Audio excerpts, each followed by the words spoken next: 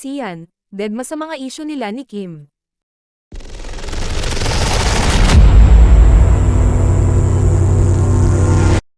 Nakakaloka rin ang mga isyu sa mag-ex na sina Sian Lim at Kim Chu. Kung ano-ano ang pinalalabas ng mga mahilig sumawsaw sa mga isyu, intriga sa ex-couple. May mga nagsasabi rin na kung gaano raw ka-busy, kaingay ngayon si Kim ay parang ang tahimik naman ni Sian. Si Kim kasi, ang daming ganap. Busy rin sa promotions ng Linlang, teleserye nila ni Paulo Avellino. Pero ano nga ba ang ginawa ni Sian ngayon? Isang malapit sa ex ni Kim ang inusisa namin. Say nito, marami namang ganap si Shi. For now personal things gawa niya in preparation for his second directorial movie.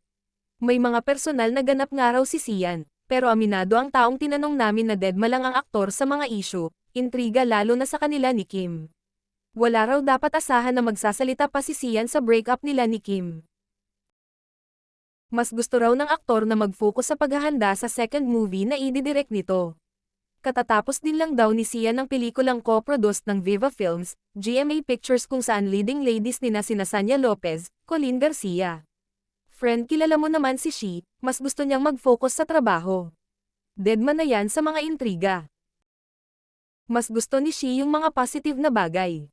Negative energy lang kasi if mag-dwell pa siya sa mga issue, pahayag pa ng taong tinanong namin.